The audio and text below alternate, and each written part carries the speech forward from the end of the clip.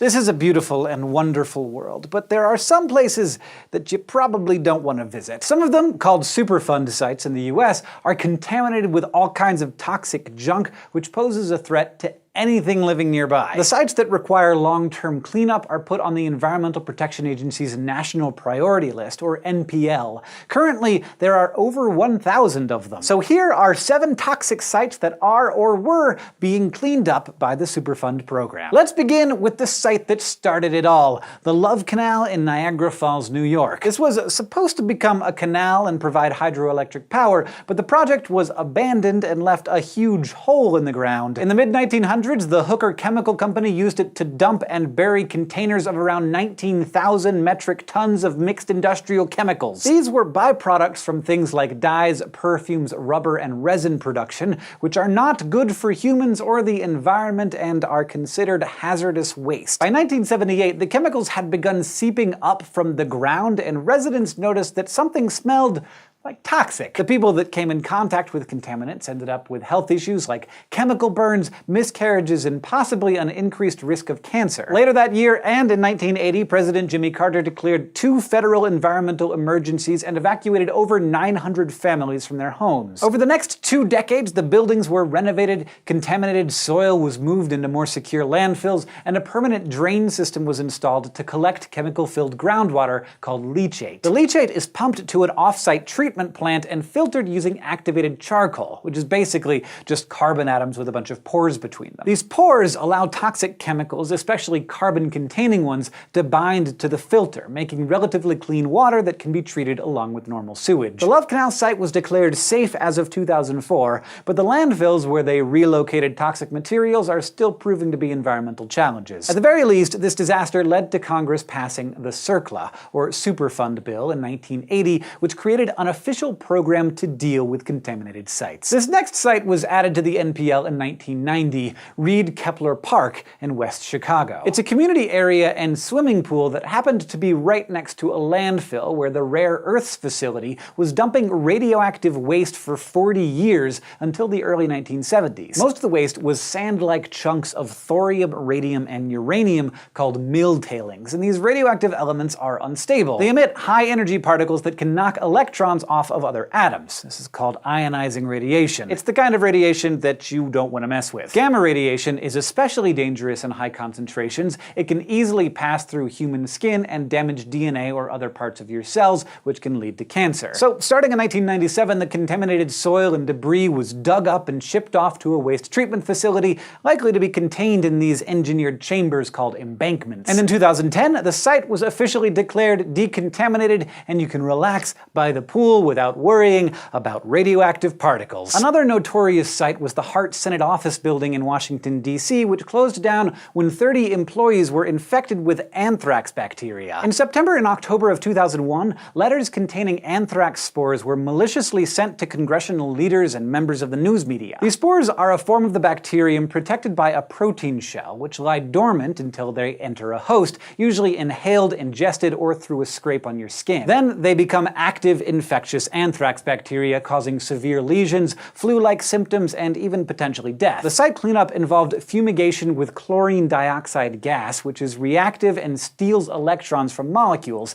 It's an oxidizing agent, and it's a really good bacteria killer. See, these chemical reactions can break up the bacterial cell membrane and molecules inside, and even the tough protein shell that protects the anthrax spores. The EPA also used Sandia decontamination foam, which is made from chemicals you can find in stuff around your house. Surfactants, like in hair conditioner, make holes in the spore's outer shell, and oxidizing agents, like in toothpaste, get inside and break down important cellular stuff. After a rapid cleanup effort, this site was considered safe again in January 2002. Next up is the Blackburn and Union Privileges site in Walpole, Massachusetts, which was added to the NPL in 1994. It's been used for industrial and commercial purposes since the 1600s, which generated a huge amount of hazardous waste. The soil and groundwater were contaminated with things like lead, lead, arsenic, and certain harmful volatile organic compounds, or VOCs, which easily become gases. These VOCs, like some polycyclic aromatic hydrocarbons and benzene, could contribute to health problems like eye and throat irritation,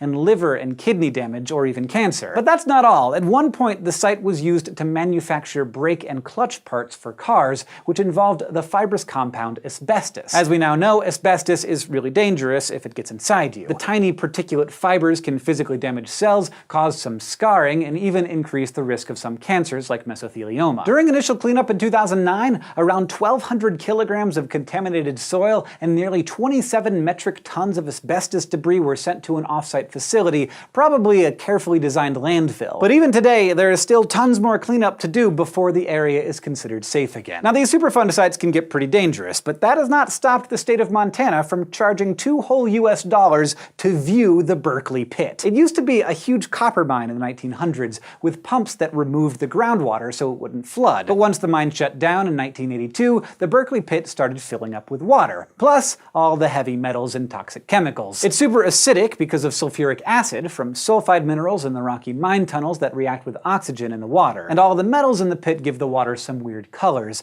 Brownish red, probably because of iron compounds, and bluish green thanks to the copper. So definitely not water that you would want to swim in unless you are a specialized microbe. In fact, in 1995, a flock of snow geese landed in the pit for a couple of days, and 342 of them died because of chemical burns. The water is contained in the pit, for now. But if it reaches a critical level, about 1,650 meters above sea level, the contamination will seep back into nearby groundwater and even into nearby Silverbow Creek. And this would be really bad news. Some of the toxic water could even get into the Clark Fork River and make its way down to where we live here in Missoula. To keep water levels from rising too quickly, since 2003, a nearby treatment plant is pumping away surface water that would normally flow into the pit. That plant is undergoing studies, tests, and upgrades to treat water from the Berkeley Pit starting in the 2020s at the latest. Right now their strategy is to add calcium oxide, which reacts with the water and other stuff inside, like it can convert sulfuric acid into calcium sulfate, making the water less acidic. As the water gets less acidic,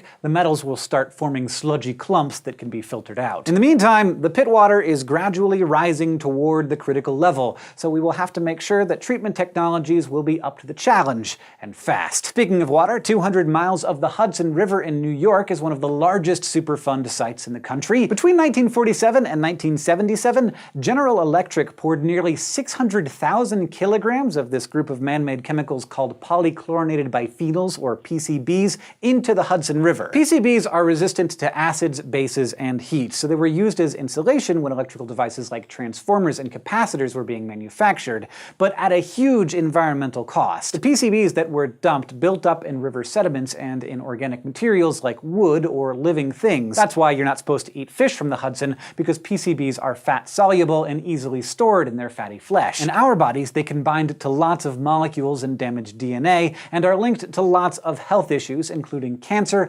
thyroid disease, and learning and memory problems. Between 2009 and 2015, the river was dredged, meaning that mud and PCBs in the bottom of the river were scooped out and moved to a hazardous waste landfill. But cleanup and habitat restoration is still ongoing, and the river, sediment, and life nearby will be monitored for years to come. Our last Superfund site is basically every homeowner's worst nightmare, thanks to CTS of Asheville, a company in North Carolina that made electrical components for car parts and hearing aids. From the 1950s to the 1980s, the company was using a solvent called trichloroethylene, or TCE, to remove grease from metal parts. A lot of it ended up contaminating the local groundwater, which feeds into wells that give water to people's homes. TCE is a non-flammable, colorless substance with a sweet, burning taste that some of the residents could make out. And it can damage liver or kidney cells and maybe even cause cancer. Plus, TCE can affect the central nervous system, although scientists aren't quite sure what the mechanism is. Since 2012, when the site was officially placed on the NPL, residents have been given water filtration systems, but now most of them use the clean municipal water supply instead of wells. The EPA is also using a technology that essentially vacuums up the TCE from the soil and groundwater, called a soil vapor extraction system. system. But like all these sites, it seems like this cleanup will take a while and require a lot of different technologies. It's pretty safe to say that we need to be more careful about producing wastes